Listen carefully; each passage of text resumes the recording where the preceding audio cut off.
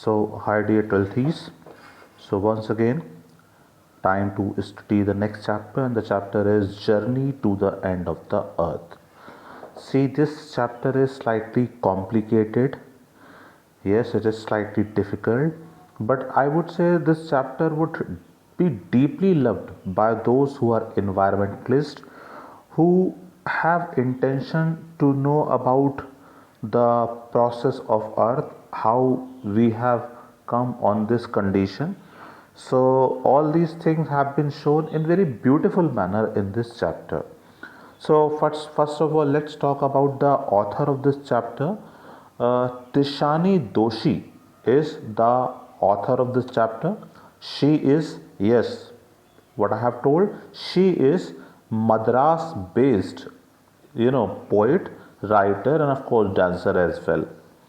And if I have to talk about this chapter, this chapter is an article which in fact had appeared in the Hindu newspaper and of course was highly appreciated in the literary and the geological circles. It is an illuminating article. The exploration of the landmass of Antarctica, covered by ice cap of Antarctica, will surely reveal vital information about the birth and evolution of our planet. This branch of science is still, in its infancy, and Tishani Doshi's adventure to Antarctica will certainly teach you, you know, teach you a great thing about this land. So this is actually an autobiographical account, means Tishani Joshi is a part of this chapter.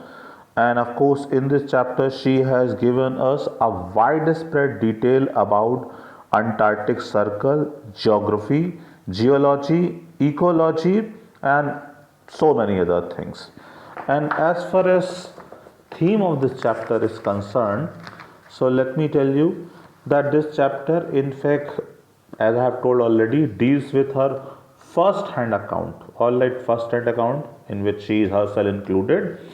Antarctica, about Antarctica, where she had gone with a group of a student on board. And what was the name of the board? The name of the board was Academic Shukalskaya. Academic Shukalskaya. Don't be panic about it. This will come, in the chapter itself.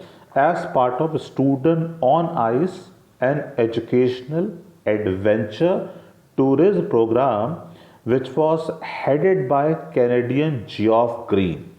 So the chief theme of the article is the wonder and amazement that one experiences at Antarctica, which holds the key to the Earth's past, present, and future.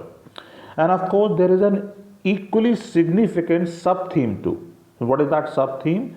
That emphasizes the need of saving the planet Earth from total destruction and the role which is to be played by you, which is to be played by school children in safeguarding this Mother Earth. Of course, you people are the future makers, you people are the decision maker. If you shoulder this responsibility to save this gigantic and of course our mother nature, you can certainly be policy maker, you can certainly bring a sea change in this respect. So this is all about the introduction of the chapter. Now let's study this chapter systematically. So see, early this year I found myself around a Russian research vessel. What is vessel? It's a ship. Alright, and what is the name of the ship? This is the Academic Shukalskaya. Alright, this is Russian ship. So there Tishani Doshi had gone along with some student heading toward the coldest, driest, windiest continent in the world. So see, Antarctica has been told coldest, we all know. It's driest as well, and windiest means, heavy wind, very pacey wind blows there. In the world, Antarctica. My journey began 13.09 degrees north of the equator in Madras and involved crossing 9 time zones, 6 checkpoints, 3 bodies of water, and at least as many ecospheres. So it was such a long journey. She went through all these, parts of this journey.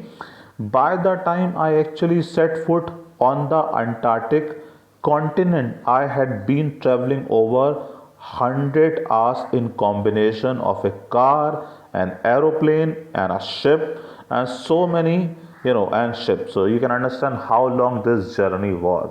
A journey more than 4 days. Eventually, after spending 100 hours, she reached Antarctica. So my first emotion on facing blue horizon, sorry, Antarctica's expensive mean huge here, white landscape, and uninterrupted blue horizon. And there, what she found uninterrupted. There wasn't any sort of interruption and blue horizon. What is called horizon? Zenith. What is zenith? This is an imaginary line where sky and earth seem to be meeting. That what is pronounced, that what is called horizon was really when she saw the blue line. Of course, blueness was there all around because we know that existence is not there of human. So uninterrupted in its original form, blueness of Antarctica was beheld by her. She experienced vast relief there. Fine. Followed up with an immediate and profound wonder. And immediately, what else she experienced? She experienced profound, deep surprise. And surprise at what? Surprise at its immensity, hugeness. How huge the Antarctica was there before her, its isolation, solitariness, loneliness, but mainly at how there could ever have been a time when India and Antarctica were part of the same landmass. Can you imagine what is mentioned here? India and Antarctica, both were connected together. They were the part of same landmass. My God, it's a jaw-dropping fact. I've got to know. Did you know this before? I believe no. I knew. I got to know this last year when I taught it the very first time. So yes, it's seriously jaw-dropping fact that how this in fact this place, India and Antarctica, both the places were the part of same landmass. They were connected together. 650 million years ago, a giant amalgamated. What is amalgamated means? Mixed. Southern supercontinent. It must be called supercontinent because of its hugeness. It was so huge, that it has been called supercontinent Gondwana. What its name was? Gondwana did indeed exist. So Dishani Doshi says it's not any imaginary, fictitious place. It existed in the world. Alright, centered roughly around the present day Antarctica. So in the middle of the Gondwana continent, what was there? Existing Antarctic was there. Alright, what in fact is Antarctic? That was in the middle of this island. Let's go ahead. So see, Antarctica, things were quite different then. Of course, they were different. Humans hadn't arrived on the global scene, and humans have not taken their existence. Alright, they had not arrived on the global scene, and the climate was much warmer. Climate was warmer in fact, hosting a huge variety of flora and fauna. So there was a great variety of flora and fauna. There is a variety, but of course less, because there are many varieties which have been made extinct by us. Alright, for 500 million years, Gondwana thrived. It means it fostered, it developed. Alright, but around the time when the dinosaurs were wiped out and the age of the mammals got underway, when dinosaurs got extinct and mammals started taking birth, on the earth. Then what happened? The landmass was forced to separate into countries. So this huge landmass, with landmass of Gondwana, started collapsing in countries, shaping the globe much as we knew it today. So at that time, it took its modern form. So at that time, it started that Gondwana, a supercontinent, started separating into pieces, and of course, it took the shape of modern world. So see what she says further. She says to visit Antarctica now is to be a part of that history. When you are on Antarctica, you experience, you feel you are sharing the same history what you have studied in books. All right, to get a grasp, a grip of where we have come from. By being there, you can literally experience from where you have reached where. All right, and where we could possibly be heading. And at the same time, Antarctica, although a remote far from our land, the farthest part of the earth, can be called the future maker of this planet as well, because this particular supercontinent, now it should not be called supercontinent, but of course this particular land is decider for earth. How it's decider we would study after in the same chapter, where we could possibly be heading. It's to understand the significance of Cordilleran folds and Precambrian granite. So Cordilleran folds, they are parallel range of mountains. It's kind of parallel range of mountains, and Precambrian granite shields. So these are the granite, rocks which are believed to be of 15 million old rocks, which are found still, over there. So all these things are there, and Precambrian granite shields ozone and carbon evolution and extinction. Everything can be understood how ozone and carbon evolution and extinction, takes place. You can learn it by being there. Of course, I'm not a science teacher, so I cannot help you much in this respect. I would say to inquire the same to a science teacher would be better option. So let's see, and carbon evolution and extinction. When you think about all that can happen in millions years, and of course it's a jaw-dropping, mind-boggling to imagine how there has taken place such gigantic change in millions of years, and of course to imagine the same in some second, that is awestruck, completely mind-boggling. So see, can happen in millions years, it can get pretty mind-boggling, and this is seriously mind-boggling, means mind-numbing. Your mind in fact gets completely numb when you imagine this. Imagine India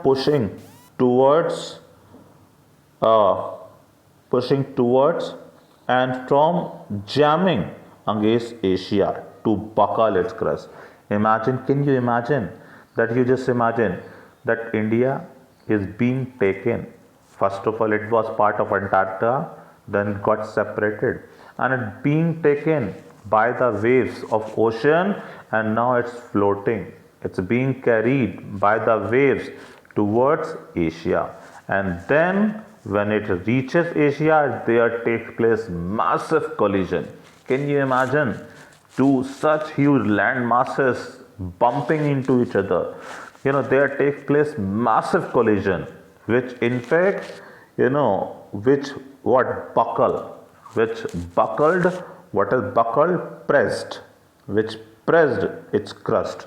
Outer surface of the earth. So when this collision took place, the surface, outer surface of Asia, got what? In fact, it got buckled, and when it got buckled, it in fact formed what? The biggest mountain of the world, the Himalayas. So this is the way Himalayas was formed. Can you imagine how, I would say, nerve-wracking fact it's mentioned here? So Himalaya, got its form because of a collision which took place between Asia and India. So then it in fact formed Himalaya. South America, what else was taking place? South America drifting off to join North America. Even South America was a part of Antarctica. It got separated from it and it was heading towards North America, opening up the Drake Passage. And when it got separated, it in fact opened the seaway. What is the seaway mentioned here? Drake Passage to what is this? Create a cold circumpolar. Circumpolar means watery current wave, keeping Antarctica frigid. Frigid means firm, rigid, desolate, isolate, and the bottom of the world. And it left the Antarctica at the bottom of the world. Fine. So see how astonishing things took place, in past. For a sun worshipper, a South Indian like myself. So Tishani Doshi tells that she is what she is, sun worshipper, and she is in fact South Indian as well, like myself. 2 weeks in a place where 90% of the Earth's total ice volume are stored is a chilling prospect. Of course, it's a chilling form, not just for circulatory and metabolic functions, but also for the imagination. Of course, it's not easy to acclimatize, in Antarctic, because of course complete different ambience is there, atmosphere is there. So one cannot acclimatize oneself easily. Acclimatize must be knowing to adjust in new surroundings. That's what is called to acclimatize. So she is saying it's not easy to acclimatize because of circulatory, it means blood circulation reasons and metabolic reason.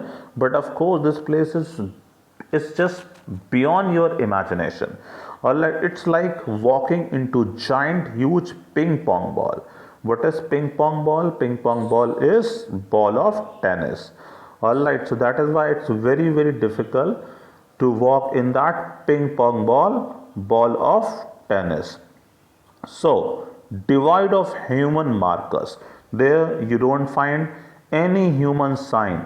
Nothing is there which in fact affirms the existence of human there. So that is why it's a complete different experience to be there. Just a sec, page has got done.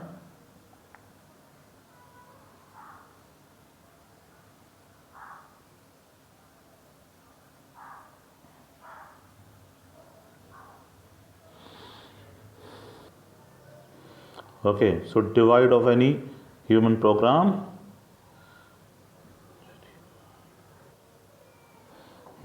Divide of any human markers, no trees, billboard, buildings. You lost all earthly senses of perspective and time here. So when you are here, you don't feel like you are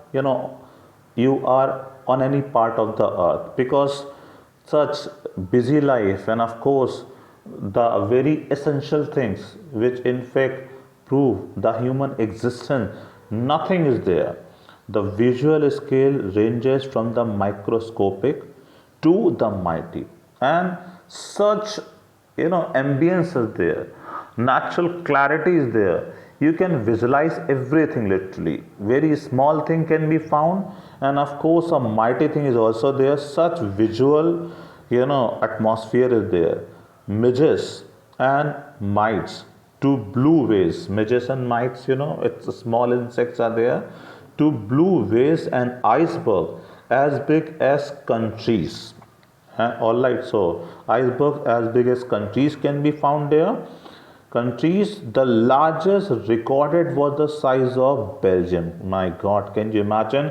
Iceberg equal to the size of a country. Days go and go and go. Days go on and on and on in Saral 24-hour austral summer.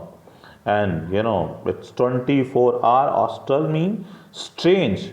Austral means being in south, and Saral means strange summer lights. So of course we know that on Antarctica there is a pattern of 6 month day and 6 month night.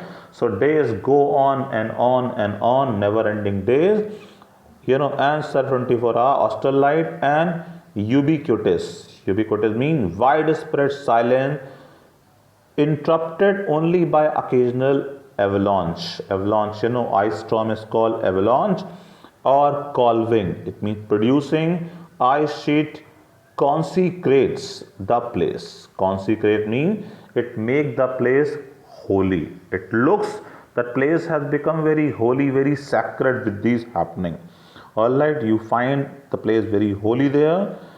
Calving ice sheet, we did it. It's an immersion that will force you to place yourself in the context of Earth's geological history. And when you are here, you will feel a kind of force to connect yourself, to link yourself with our geological history and the humans, the prognosis, it means the omen, it's good.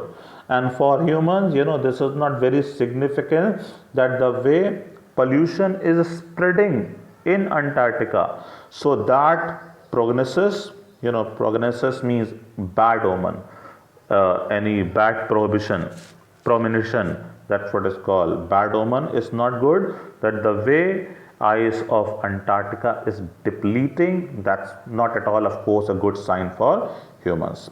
So in today's video, we will keep this one. The remaining part of this chapter would be explained in next video. Thank you so much.